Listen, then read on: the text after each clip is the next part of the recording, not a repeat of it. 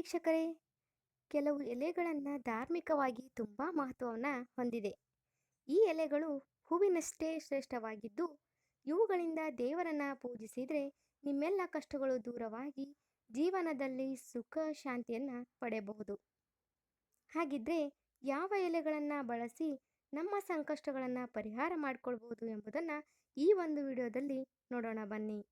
ಅದಕ್ಕೂ ಮುನ್ನ ನೀವಿನ್ನೂ ನಮ್ಮ ಚಾನಲ್ಗೆ ಸಬ್ಸ್ಕ್ರೈಬ್ ಆಗಿಲ್ಲ ಅಂದರೆ ಸಬ್ಸ್ಕ್ರೈಬ್ ಮಾಡಿಕೊಳ್ಳಿ, ನಮಗೆ ಮತ್ತಷ್ಟು ಮಾಹಿತಿ ತಿಳಿಸಲು ಬೆಂಬಲ ನೀಡಿ ಅಂತ ಹೇಳ್ತಾ ಇಂದಿನ ವಿಷಯಕ್ಕೆ ಬರೋಣ. ವೀಕ್ಷಕರೇ, ಎಲೆಗಳ ಮಹತ್ವವನ್ನು ಕೇವಲ ಹಿಂದೂ ಧರ್ಮದಲ್ಲಿ ಅಷ್ಟೇ ಅಲ್ಲದೆ ವಿಜ್ಞಾನದಲ್ಲಿ ಕೂಡ ಹೇಳಲಾಗುತ್ತೆ. ನೀವು ದೇವಾಲಯಗಳು ಮತ್ತು ಪವಿತ್ರ ಸ್ಥಳಗಳಲ್ಲಿ ಹೋದಾಗ ಅಲ್ಲಿ ಅನೇಕ ಮರಗಳು, ಎಲೆಗಳು ಮತ್ತು ಕಾಂಡಗಳನ್ನು ಪೂಜಿಸುವುದು ನೋಡಿರಬಹುದು. ಹಾಗೆಯೇ ಕೆಲವು ಮರಗಳು ಮತ್ತು ಸಸ್ಯಗಳ ಎಲೆಗಳ ಪವಿತ್ರತೆಯಿಂದಾಗಿ ಕೂಡಿದ್ದು, ಇವುಗಳನ್ನು ದೇವತೆಗಳ ಪೂಜೆಯಿಂದ ಹಿಡಿದು ಎಲ್ಲ ಶುಭ ಸಂದರ್ಭಗಳಲ್ಲಿ ಕೂಡ ಬಳಸಲಾಗುತ್ತೆ. ಹಾಗಿದ್ರೆ ಯಾವುವು ಆ ಎಲೆಗಳು ಅಂತ ನೋಡೋದಾದರೆ, ವೀಕ್ಷಕರೇ, ಹಿಂದೂ ಧರ್ಮದಲ್ಲಿ ಎಲ್ಲ ಶುಭ ಸಂದರ್ಭಗಳಲ್ಲಿ ಕೂಡ ಮನೆಯ ಮುಖ್ಯ ದ್ವಾರದಲ್ಲಿ ಮಾವಿನ ಎಲೆಯ ತೋರಣವನ್ನು ಹಾಕಿರುತ್ತಾರೆ. ಪೂಜೆ ಸಮಯದಲ್ಲಿ ಇದರ ಎಲೆಗಳನ್ನು ಕಳಶದ ಮೇಲೆ ಬಳಸ್ತೇವಲ್ವಾ.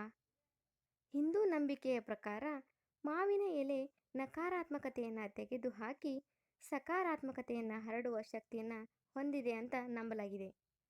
ಹಾಗಾಗಿ ಈ ಎಲೆಯನ್ನು ಶುಭ ಸಂದರ್ಭದಲ್ಲಿ ಬಳಸುತ್ತಾರೆ. ಇನ್ನು ನಮ್ಮ ಸಂಪ್ರದಾಯದಲ್ಲಿ ತುಳಸಿ ಎಲೆಗಳನ್ನು ಹೆಚ್ಚಾಗಿ ಪೂಜೆಯಲ್ಲಿ ಬಳಸುತ್ತೇವೆ. ತುಳಸಿಯನ್ನು ವಿಷ್ಣು ಪ್ರಿಯ ಎಂದು ಕರೆಯುತ್ತಾರೆ.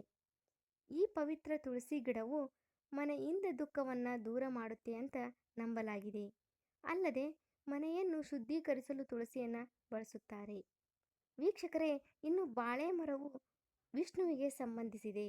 ಅದಕ್ಕಾಗಿಯೇ ವಿಷ್ಣು ಪೂಜೆಯಲ್ಲಿ ಬಾಳೆ ಎಲೆಗಳನ್ನು ವಿಶೇಷವಾಗಿ ಬಳಸಲಾಗುತ್ತೆ. ನಾವು ಮನೆಯಲ್ಲಿ ದೇವರ ಪೂಜೆ ಮಾಡುವಾಗ ಜನರು ಬಾಳೆ ಎಲೆಯನ್ನು ಬಳಸಿ ಅದರ ಮೇಲೆ ದೇವರಿಗೆ ನೈವೇದ್ಯವನ್ನು ಅರ್ಪಿಸುತ್ತಾರೆ.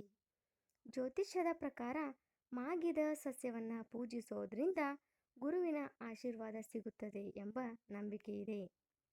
ವೀಕ್ಷಕರೇ, ಬಿಲ್ವ ಸಸ್ಯ ಮತ್ತು ಅದರ ಎಲೆಗಳನ್ನು ಹಿಂದೂ ಧರ್ಮದಲ್ಲಿ ಬಹಳ ಪವಿತ್ರವೆಂದು ನಂಬಲಾಗಿದೆ.